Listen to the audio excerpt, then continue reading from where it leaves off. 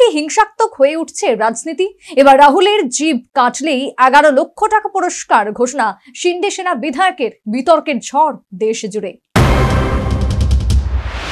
বিরোধী দলনেতা রাহুল গান্ধীর জিভ কেটে নিতে পারলে দেওয়া হবে 11 লক্ষ টাকা, এমনই পুরস্কার ঘোষণা করলেন শিন্ডে শিবিরের বিধায়ক সঞ্জয় গায়কোয়াড়।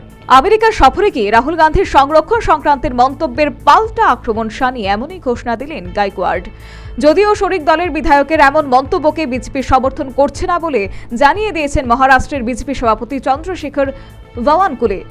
সোমবার সংবাদ মাধ্যমের মুখোমুখি হয়ে শিবসেনা বিধায়ক গায়কোয়াড় বলেন, আমেরিকায় বসে রাহুল গান্ধী মন্তব্য করেছেন তিনি সংরক্ষণ ব্যবস্থা তুলে দিতে চান। এই মন্তব্যে কংগ্রেসের আসল মুখোশটা খুলে গিয়েছে। একটা সময় ডক্টর বি.আর. আম্বেদকরকে নির্বাচনে হারিয়ে দিয়েছিল কংগ্রেস। সেই দলের নেতার সংরক্ষণ বিরোধী মন্তব্য আসলে উত্তরাধিকার সূত্রে পাওয়া। এরপরেই হুঁশিয়ারি দিয়ে গায়কোয়াড় বলেন, আমি 11 লক্ষ টাকা পুরস্কার ঘোষণা করছি। যে ব্যক্তি রাহুলের জিভ কেটে আনতে পারবে তাকে আমি এই টাকা দেব। একই সুরে সেনা বিধায়ক বলেন, দেশের জনতার সঙ্গে বিশ্বাসঘাতকতা করছেন রাহুল। একদিকে ধাঙ্গর, মারাঠা ও অন্যান্য অনগ্রসর শ্রেণীর মানুষ সংরক্ষণের জন্য লড়াই করছেন, অন্যদিকে রাহুলের সংরক্ষণ নিয়ে মন্তব্য জানিয়ে বিতর্ক সৃষ্টি হয়েছিল দেশ জুড়ে। অভিযোগ সংবিধান তুলে ধরে মাঝে মধ্যেই মানুষকে বোকা বানান রাহুল।